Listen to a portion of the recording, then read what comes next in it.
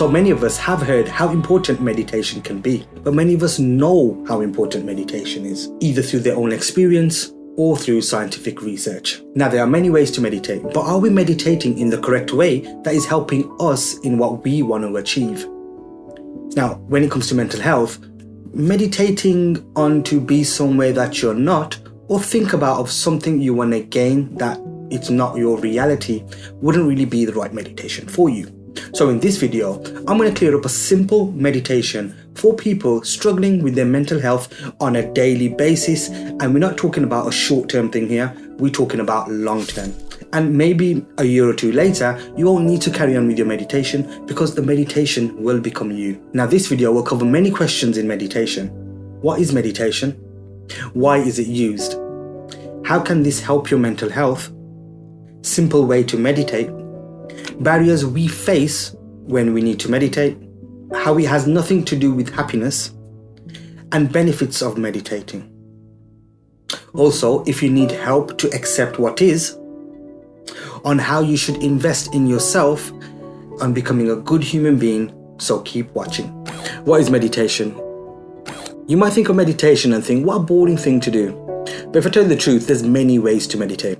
And if you learn the way that works for you, you will always enjoy every time you are conducting this meditation. Why is meditation used? Now, meditation can be used for you to travel from your future to your past and back into your present.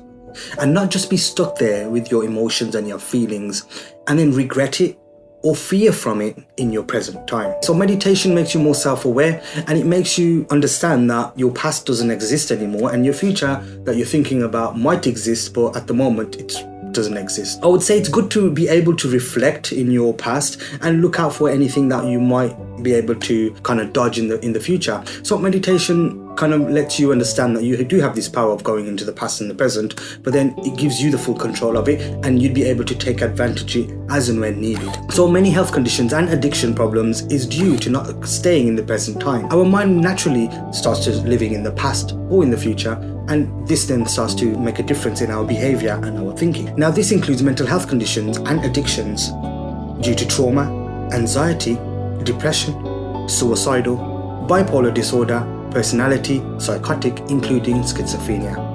Now, to seek help with any of these disorders, meditation won't just only work.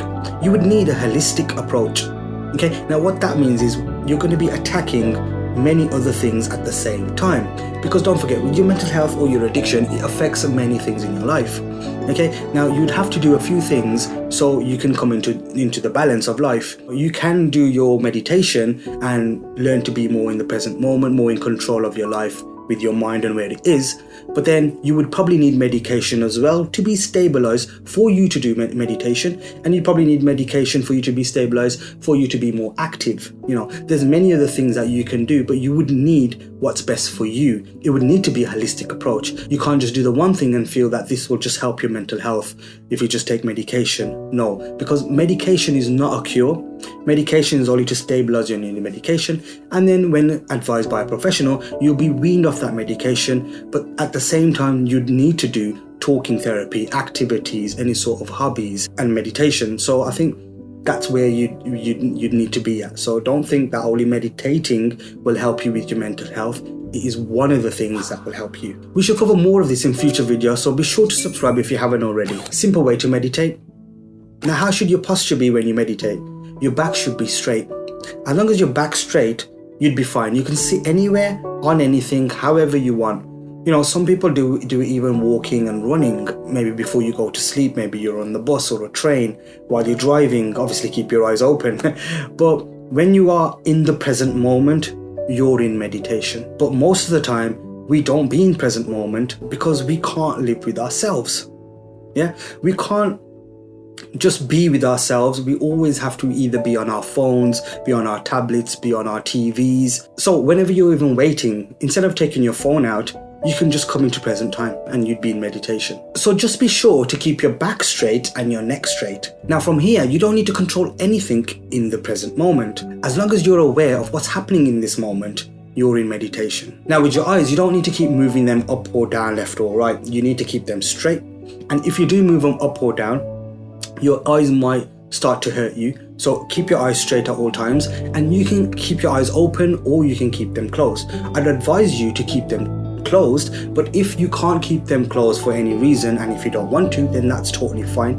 Like I said, as long as you're in the present moment, you will be in meditation. But if you do keep your eyes open, then please do close them time to time, because that will bring you into present moment visually as well. Now, once you're in position, take 10 deep breaths. Inhale from the nose and exhale from the mouth. As you do this, this will bring you into the zone, and it will bring you into the music of your breath.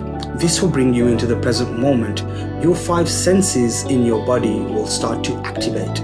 Now, these 5 senses are where all the memory is being stored through scientific research.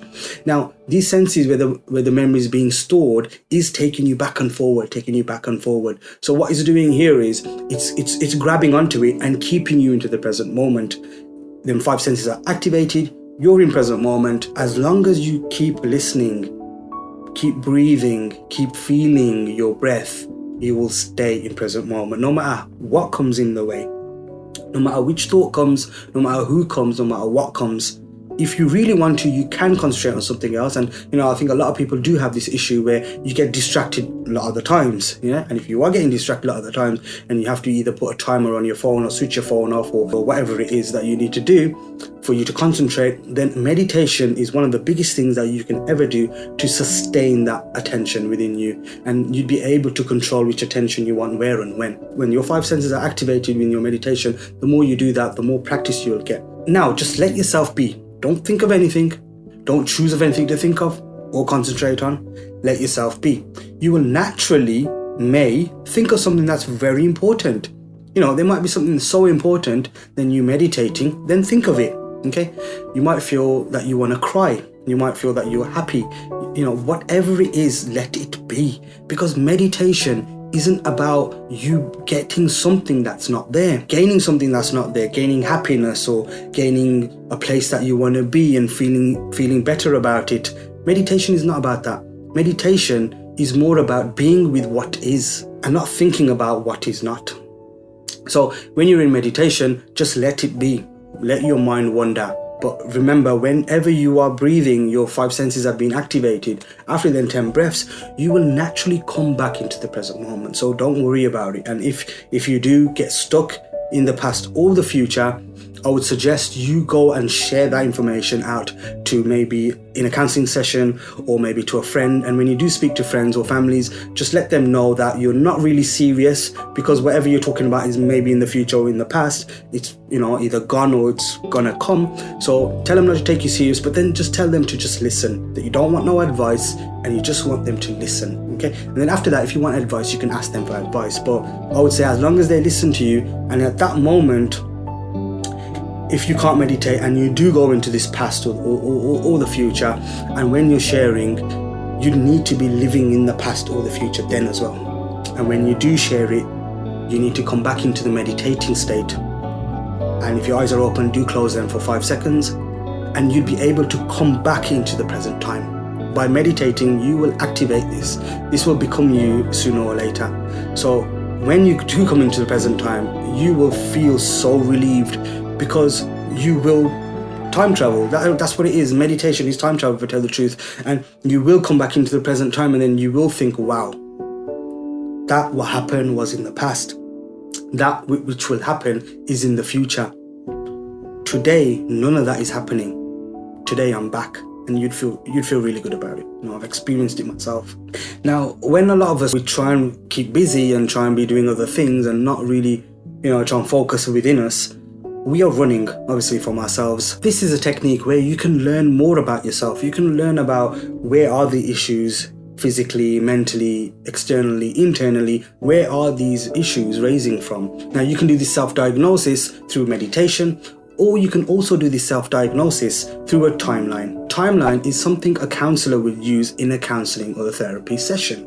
So they would speak to you and ask you and try and figure out, where was the change? Where is the problem? How were you when you were younger? How were you when you were older? What happened that brought you to counselling today? And we normally tend to forget this because we suppress these emotions and we get busy in our lives and we want to stay busy. A timeline is very helpful for this, to capture when this occurred, what was the issue. Then you can work on the issue, solve the issue out. But it's more of an analysis and a diagnosis. Okay, same thing with meditation. It's a diagnosis, so you'd be able to figure out and analyze where are the problems, what do you need to work on. Barriers we face. Now, the most important barrier that we face is maybe doing a meditation that doesn't serve you. A lot of people have many and various ways of meditating. Okay, now you can imagine something, you can concentrate on something. There's so many ways to meditate. But what I'm explaining to you is a meditation that can help people with mental health concerns and addiction problems and criminal behavior, and I'll speak about that right at the end. We do face other barriers in meditation. Maybe we just don't have time, maybe we have a busy lifestyle, maybe we don't understand meditation, maybe we just feel that we don't need it. How is it going to help you if you don't have a problem? Let me tell you, meditation is a tool that can help you anytime in the future. Once you've learned it, you can teach others and you'll be able to use it when need being. It's a bit like swimming, okay? Now, when you're swimming, you're not going to start to learn how to swim when you're about to drown, okay? You need to learn how to swim way before you're about to drown, way before you probably even hit the water. So meditation is exactly the same thing. You're not going to be learning when you're in trouble. You know, it'd be very hard for you to then analyze yourself and get things going. You'd probably need a timeline then for someone else to help you with. So it's just like swimming, you know, you're not going to use it, you're not going to learn when you're drowning. Same as with meditation, you're not going to learn when you're in trouble. It's best to learn way before that and just keeping it under your belt. Now, I would say start for a minute, see how it goes. Maybe do this one with the phone. Every time you take your phone out, rather than your phone, stop, put it back if it is out, and just meditate for about a minute or 2 or 3. And see if that makes any changes in your life. This won't make a change there and then, but it will take time, maybe a month or 2, and you'll start to see the difference. How meditation is not related or linked to your happiness. Now, please don't misunderstand and relate this to your happiness. You know, everyone in this world thinks that once they achieve this or once they achieve that, once they've worked on their mental health or their addiction or get this best job or this marriage or have children, you know, you'd always want to think that you'd be happy then. But if I tell you the truth, I was thinking exactly the same. And perceiving your recovery in this way will not bring you happiness, because when the end result does come, you won't be happy for a long time. So you'd be thinking, you know, one day when I get this job, I'll be happy. One day when I'm married, I'll be happy. You get the job, you do get married, but then you're like, okay, you know, now if I have a child, I'll be happy. You know, after that, you'd be like, oh, now if I get them married, I'll be happy. You know, if I tell you the truth, it's never going to end, and you're always going to face battles. You're going to always be living in the future in this way, thinking that when I get this, I will be happy. And even meditating, okay? If you're going to think that if you're going to meditate and then you're going to be happy, it's the same thing. You're not going to be happy, because happiness isn't there. Happiness is here. Happiness is here right now. And meditation teaches you to be here right now for then you to stay happy. So we always want more and we always suffer. Every day you suffer. Why? Because we want something that we don't have. And what kind of living is that? You know, where you're suffering every day for something that you don't have. Just drop the suffering, stop living in the future and come into present time and be happy with what you've got. Who wants them back? Who doesn't want to be afraid anymore? Or alone, or frightened, or powerless? Trust me, you are not the only one who wished for things to be different or better. This also includes me. But we have the now. The now is the truth. The truth is beautiful, rather than a lie. You don't want to be living a lie where it's not your reality. You'd prefer to live a life which is your reality and it's the truth.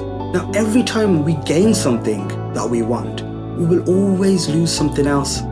So regardless in what you gain, you will always lose something, whether that's time, whether that's money, whether that's a family member, or you probably have less communication with your family because you've either wanted this job, you'd want to get married, but then you're moving out your house where your parents live. Or with medication, if you're taking medication and there's side effects with it, that'll cost you the side effects as well. Sometimes a doctor might prescribe you with a lower dose and say, you know, let's get this balance where you'd be able to then have this medication, let that be effective for you, and then lower these side effects down as well. So then you'd be able to maintain a better life with your mental health.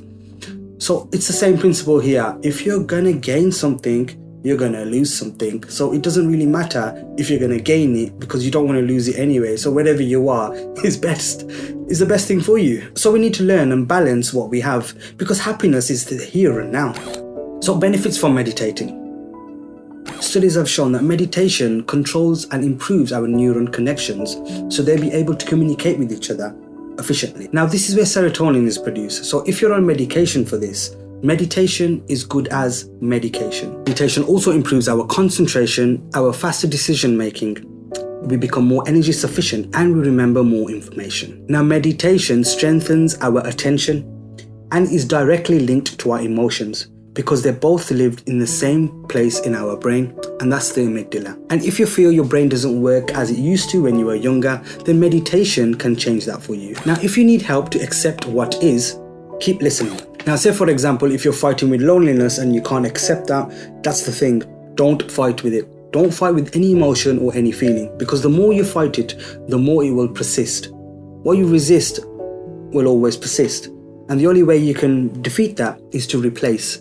So if you're feeling lonely, you would need to accept that feeling and don't ask for that feeling to go away, that you don't want to be lonely, because the more you tell it to go away, the more it's going to come at you. Now, this process that you are just letting be, you don't want to fight it, okay? And you need to do the opposite. So the opposite of fighting is love. So you need to love the problem. And when you love the problem, then you'd be able to tackle it. So invest in yourself. No matter how big a problem that you face in the future, after meditating, that problem will become really small for you, because it will then be more clear. It will be sieved out of all your emotions and your feelings and your past and your judgment, and you'd be able to see this problem more clear.